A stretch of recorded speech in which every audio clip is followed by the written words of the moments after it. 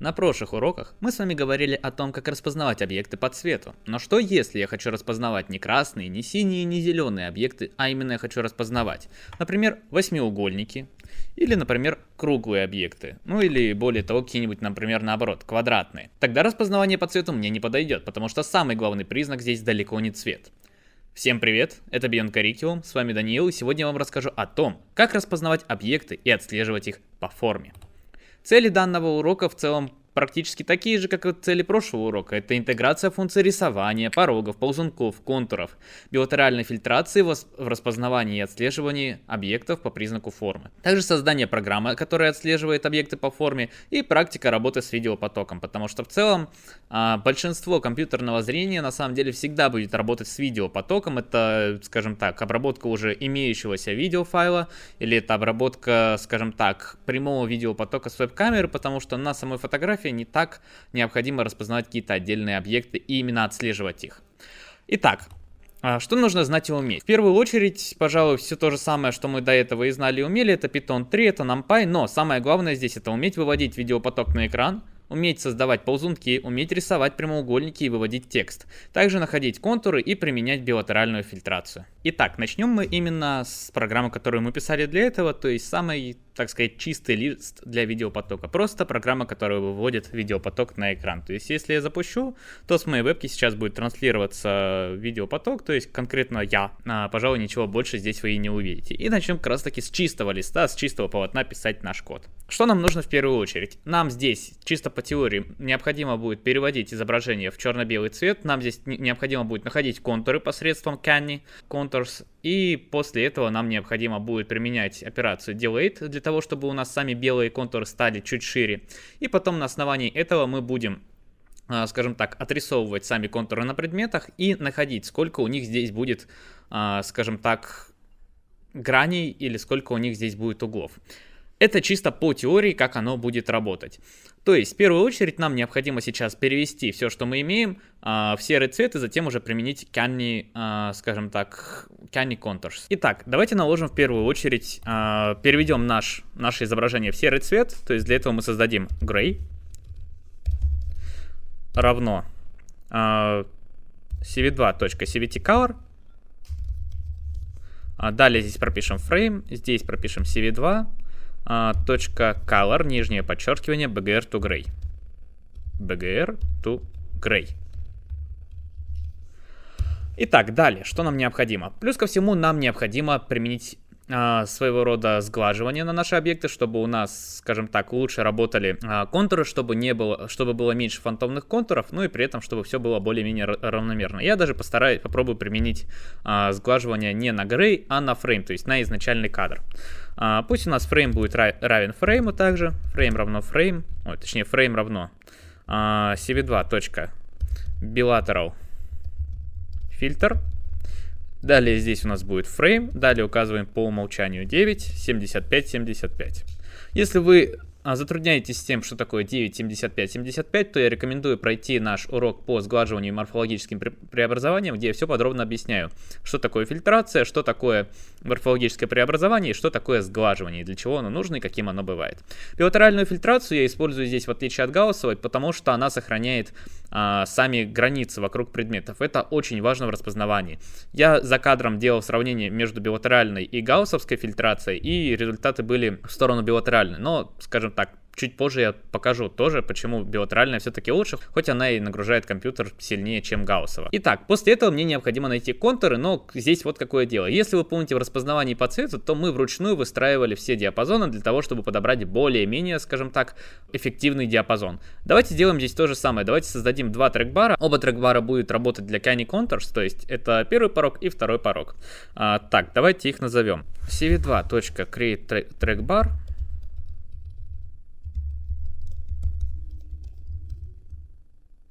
Далее давайте назовем этот трекбар T1. Далее нам необходимо до этого создать окно, в котором у нас будет трекбар. Давайте его создадим. cv2.named_window. Пусть оно называется track. Так, после этого здесь также пропишем track. Потом пропишем минимальные пороги и максимальные пороги. Ну, я думаю, в целом можно оставить 0 и 255 на каждом. И после этого нам необходимо прописать функцию, которая будет вызывать данный трекбар. По классике мы сейчас пропишем функцию nothing, которая в целом ничего не делает. Так как трекбар обязательно просит какую-либо функцию для исполнения, то мы обязаны прописать, скажем так, определенную функцию, которая ничего не будет делать, даже если нам и не нужно ничего делать после трекбара, кроме как считывать его значение. Итак, def nothing. Так, в качестве аргумента здесь поставим x. И просто пропишем pass. Если вы не понимаете, зачем мы это делаем, то опять же пройдите на урок по трекбарам, где все подробно объясняется, как и что работает и зачем нам нужны трекбары. И создадим еще один трекбар, только уже для второго порога. Назовем его T2. Отлично. Теперь, пожалуй, после этого мы можем идти дальше. Мы можем после этого теперь применить операцию, которая у нас находит canny edges. Итак, давайте создадим объект canny, который будет равно cv2.canny. И после этого мы сюда вкидываем три аргумента. Это само наше серое изображение, это наш первый threshold и второй threshold. Давайте подпишем thresh1 и thresh2. И вы сейчас скажете, так у нас же нет ни одного, ни другого. И все верно, потому что они у нас появятся именно после того, как мы повертим ползунки и как раз таки считаем данные с ползунков. Давайте это мы сейчас и пропишем. Итак, thresh1 равно cv2.get trackbar pos position. И дальше мы уже отмечаем, откуда мы будем брать саму позицию, точнее, с какого трекбара и с какого окна. Это у нас T1. И окно у нас само здесь track. То же самое делаем и для thresh2.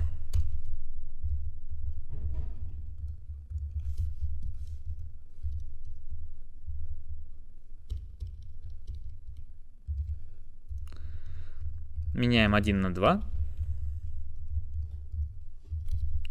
Давайте переместим вот это ImShowFrame в самый конец.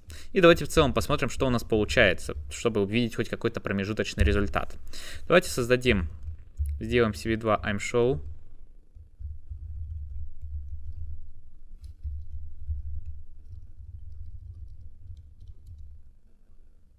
Здесь была небольшая ошибка. Здесь я поставил одинарную кавычку, потом поставил двойную, и сейчас я исправил, все работает.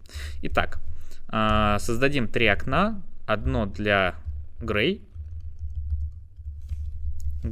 И сюда вставим Gray. И другое для Canny Edge. Canny. И сюда тоже вставим Canny. Давайте посмотрим промежуточный результат того, что мы с вами делаем. Как вы помните, мы в целом этим занимались в момент, когда мы пытались распознавать края и пороги.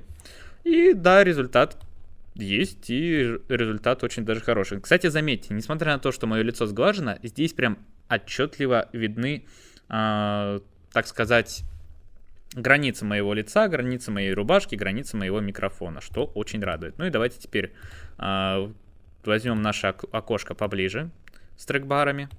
И попробуем немножко подредактировать их. Так.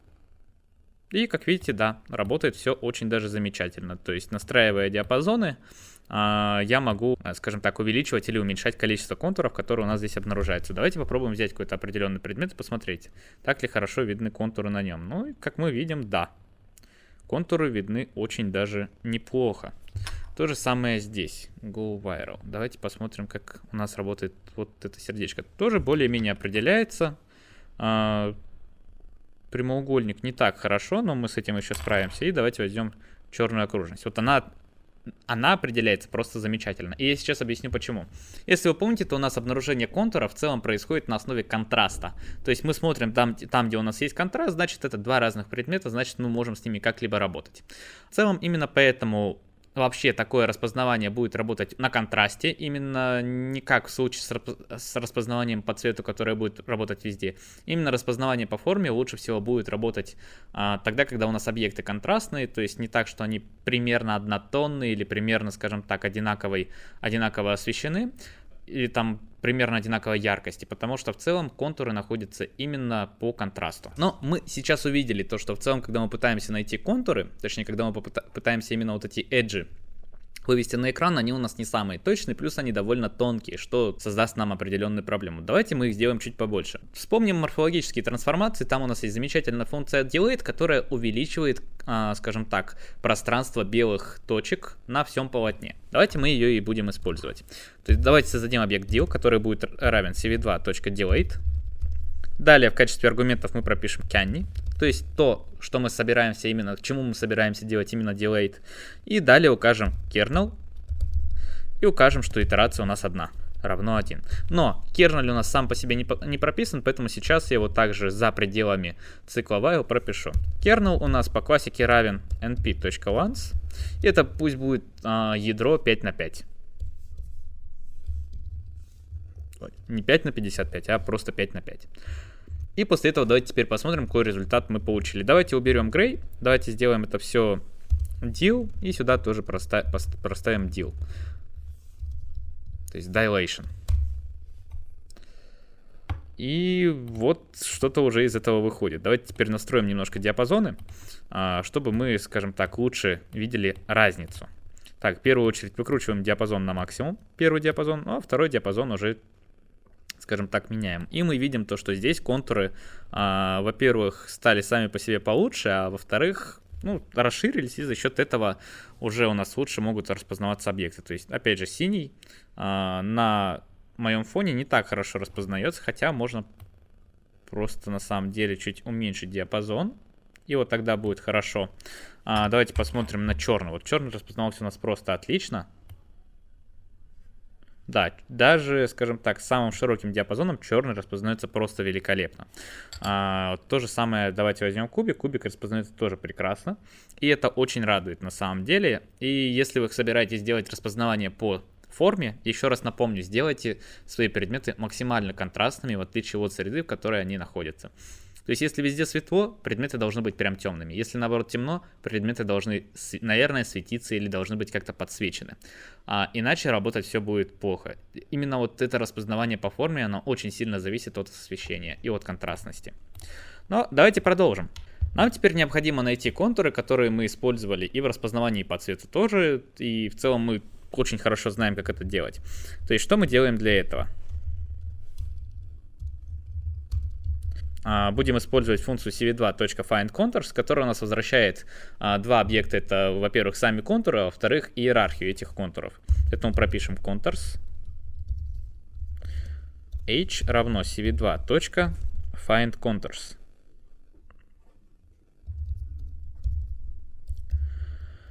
Какие аргументы мы здесь будем использовать? Здесь мы в качестве, скажем так, полотна, где мы будем искать контуры, будем использовать deal, то есть то, что у нас получилось в результате работы функции cv2.dilate. Также мы применим тип распознавания контуров. Здесь лучше всего будет работать cv2.retor_external. Хотя мы до этого использовали retor 3. Но здесь external, скажем так, лучше себя показывает по обнаружению контуров. Можно, конечно же, еще и поэкспериментировать, посмотреть в целом, какие есть типы обнаружения контуров. И в целом попробовать разные. Мне больше всего понравилось именно retor external. И после этого мы прописываем chain approximation, но как таковой необходимости в ней нет, поэтому пропишем known. Chain approx known. Отлично, мы только что создали контуры, теперь нам необходимо сделать следующее. Нам необходимо их нарисовать, но здесь есть небольшой момент. Мы не хотим, чтобы у нас отрисовывались все контуры, мы хотим именно, чтобы отрисовывались самые большие контуры. То есть мы здесь также будем проверять площадь того предмета, который у нас обнаружился, ровно так же, как мы это делали в распознавании по цвету. Давайте теперь переберем все контуры. For contour in contours.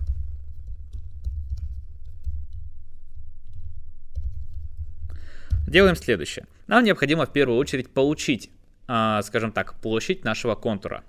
У нас вводится параметр area, то есть переменная area, который равен cv2.contourArea. И сюда мы вставляем непосредственно сам контур. И далее уже, если у нас площадь, ну пусть будет, например, больше 10 тысяч,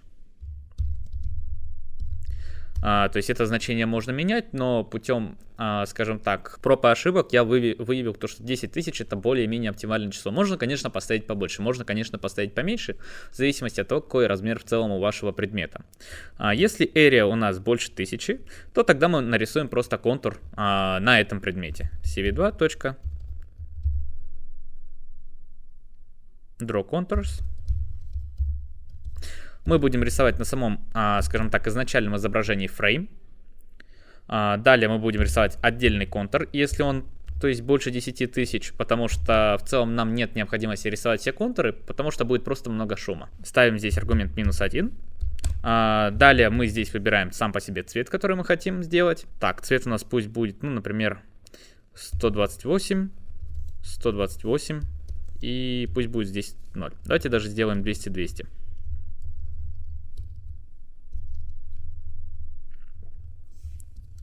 И далее выбираем толщину контура. 3, я думаю, будет более чем достаточно. Давайте теперь посмотрим, как у нас все изменилось и как у нас все работает. Так, здесь есть небольшая ошибка. Контур должно быть с большой буквы. Окей. Далее. Окей, все более чем замечательно. Вот у нас такой лазурный цвет, можно даже сказать, цвет Тиффани, который у нас рисует контуры. И давайте теперь настроим наши диапазоны. Во-первых, выкручиваем все на максимум, а во-вторых, смотрим. Давайте возьмем наш, опять-таки, черный кругляшок и посмотрим. Окей, контуры у нас сами по себе как таковые рисуются, и рисуются очень даже хорошо. Ну и более того, видно даже, что и есть контуры, которые определяют мою рубашку, которые определяют мой микрофон, и даже хромакей сзади немножко определяют. Давайте поднесем поближе, и да, то есть вот наш кругляшок отлично определяется. Например, квадрат, кстати, вот он уже не так хорошо определяется, как кругляш. Можно сказать, вообще не определяется толком. Да. Довольно-таки интересное замечание. Давайте посмотрим. Может быть, эта табличка будет определяться, но тоже нет. Как вы видите, то есть оно довольно-таки неточно, если дело касается именно какого-то контраста такого самого по себе. Но, тем не менее, как-то оно определяется. Давайте, может, попробуем диапазон чуть уменьшить. Вот, если уменьшить диапазон, то оно уже определяется, но у нас здесь опять-таки срабатывает слишком много фантомных срабатываний. Окей, давайте попробуем это все вылечить. Что нам нужно сделать для того, чтобы программа была более стабильной и более стабильно определяла контуры? Нам в первую очередь необходимо применить функцию Approximation. То есть это такая функция, которой мы даем какой-то определенный контур, мы даем длину этого контура и говорим, ну, примерно дорисуй вот этот контур и, пожалуйста, вот сделай так, чтобы он был. И она как раз таки это делает. Для этого нам необходимо знать длину самого контура, то есть в целом периметр всего контура. Создадим параметр p, который будет равен cv2.arclength. И далее мы сюда вставляем в качестве аргумента контур. И пишем true. После этого мы уже можем работать именно с аппроксимацией, то есть с дорисовыванием контура. Для этого мы пишем cv2.approx polydp. И далее сюда уже вставляем конкретный контур, который мы хотим дорисовать. После этого нам необходимо вставить, скажем так, периметр контура и умножить его на определенное число, то есть от 0 до 1. 0.01 умножить на p. И после этого уже мы опять-таки пишем true. Давайте теперь посмотрим, что из этого вышло. Здесь число можно менять, то есть мы сейчас пробуем поиграться с этим числом, чтобы вышло более стабильное, скажем так, распознавание. Опять-таки выкручиваем на максимум.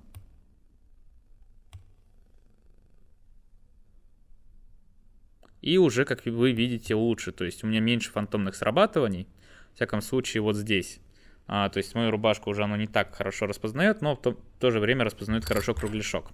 Или, например, квадрат. Для квадрата еще, скажем так, чуть-чуть не хватает. Но уже, как видно, что-то здесь да есть. Да, иногда квадрат уже распознает. Отлично, давайте попробуем чуть-чуть увеличить. Давайте сделаем 0,02.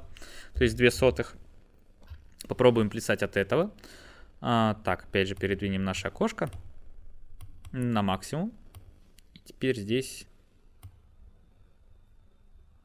И да, мы смогли найти диапазон, который у нас более-менее нормально распознает наш квадрат. До этого такого не происходило. Я думаю, в целом более-менее понятно, зачем нам нужна эта функция. Окей, давайте пойдем дальше. И давайте посмотрим, как оно будет работать, если мы пропишем 0,03. Так, давайте также распределим окна вот здесь и настроим диапазоны. Этот диапазон выкручиваем и смотрим в первую очередь на кругляшке. Кругляшок у нас распознается примерно даже 180, даже если 195 поставить, я думаю, при определенной ситуации может распознаваться. Окей, не хватает немножко, да? Давайте чуть. Вот уже 180. А здесь еще проблема с контрастом у камеры. Так, вот, отлично. Баланс белого настроился, у меня точнее яркость настроилась, экспозиция. И теперь кругляшок распознается. Давайте посмотрим, что у нас с нашим квадратиком. Окей, с ним все еще есть проблемы. Давайте чуть-чуть будем постепенно уменьшать.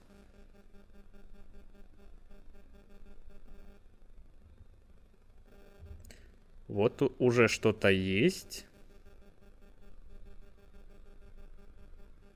Да, вот здесь 113 он уже начинает более-менее распознаваться, что очень на самом деле радует.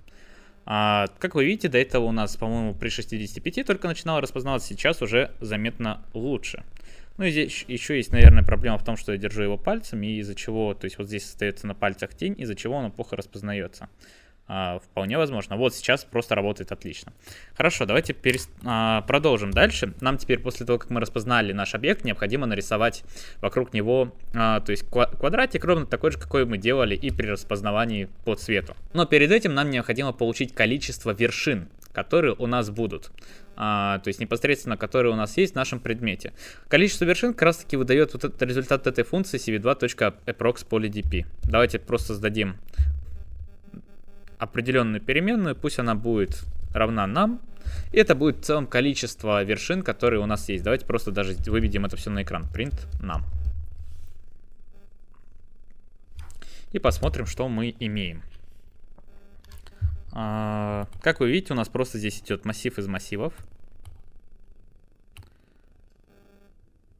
который в целом который в целом нам выдает определенные координаты, насколько я понимаю, скажем так, углов наших предметов. Вот нам и получается, что вокруг этих вершин нам необходимо описать квадрат.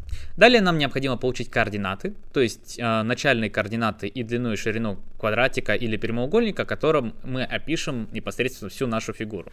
То есть для этого мы создадим переменные, так же как и было в прошлом уроке, x, y, w, h, которая будет равно результаты функции cv2 bounding rect.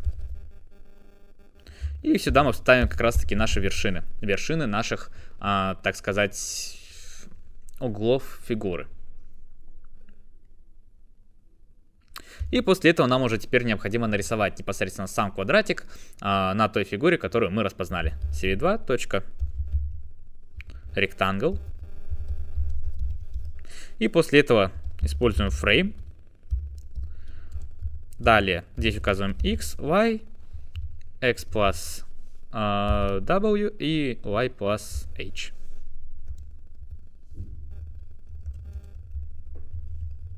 То есть мы указали все 4 координаты, вокруг которых нам необходимо описать квадрат. После этого мы опишем цвет, который мы хотим, чтобы у нас был квадрат. Пусть это будет 0, 0, 256. И после этого нам необходимо указать толщину. Толщину в целом нашего квадрата. Пусть это будет 4.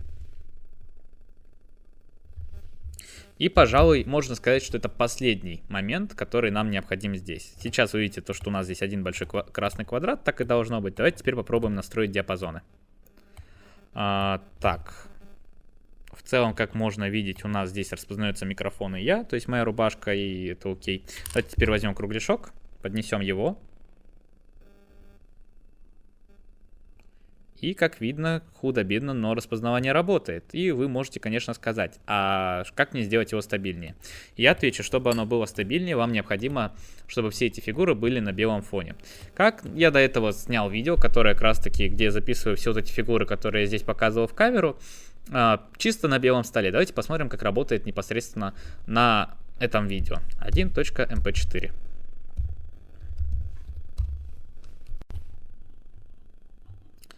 Так, здесь довольно-таки сложно сейчас будет, потому что видео довольно большое. Но давайте опять-таки посмотрим вот здесь по диапазонам, как его сделать лучше. Думаю, Ну, даже вот так более чем нормально.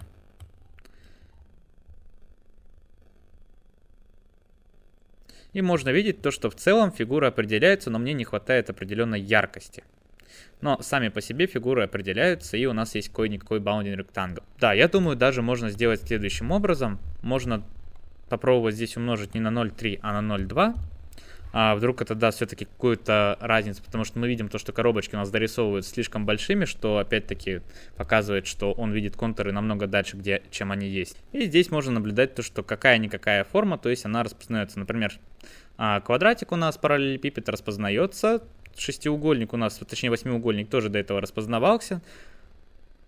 И квадратик, точнее кругляшок, тоже распознается вместе с квадратиком. Это все окей. А как мне, например, понять, какая форма у моего объекта? Ну, опять же, нам необходимо понять, сколько у нас в целом есть точек. Для этого мы можем сделать следующее. У нас, по сути, нам содержит в себе, то есть длина нама будет нам говорить о том, сколько у нас в целом точек есть в самом объекте. Опять-таки, работает это не всегда стабильно, например, потому что тот же самый вот такой кубик, на первый взгляд, это квадрат, а если посмотреть, то немножко сбоку, то это все-таки параллелепипед же, то там у него уже несколько вершин. То есть оно становится уже таким своего рода шестиугольником, если делать просто проекцию. То есть поэтому, опять же, это будет работать только если у вас будет вид сверху или только если вид сбоку, и в целом не будет происходить каких-либо, скажем так, поворотов в сторону. Ну окей, давайте попробуем вывести длину нама и посмотреть, что у нас из этого выйдет.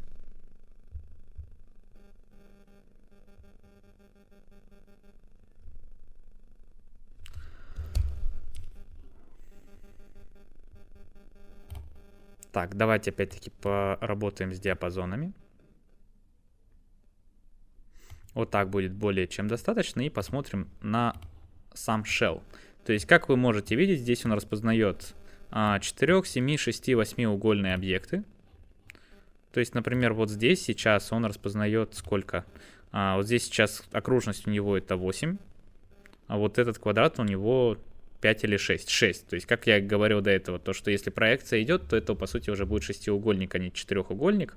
И это, на самом деле, большая проблема. Но, как вы видите, тем не менее, оно работает и оно распознает. Давайте немножко подытожим. Распознавание по форме работает, но работает на самом деле не совсем стабильно, как нам бы хотелось. Более того, распознавание по форме работает только в контрастных, скажем так, средах. То есть у вас должен быть абсолютно белый стол с абсолютно хорошим освещением, чтобы на нем распознавались темные объекты и наоборот.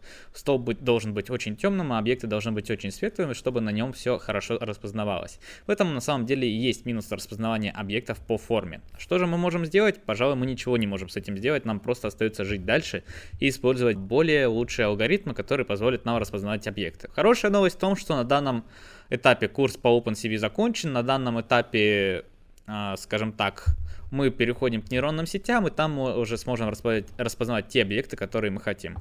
Итак, осталось нам только, пожалуй, сравнить здесь, как все это будет работать с блюром по Гауссу. Давайте эту строчку закомментируем и пропишем здесь cv2.gaussian blur. Далее здесь пропишем в качестве аргументов frame. Само ядро пусть будет 5 на 5 и силу пусть будет также 9. И давайте здесь будем использовать уже не на самом, скажем так, изображении, а на видео с веб-камеры. Итак, как вы видите, края у меня более размыты, чем при билатеральном размытии. Давайте теперь настроим диапазоны. И давайте теперь покажем наш сам кругляшок.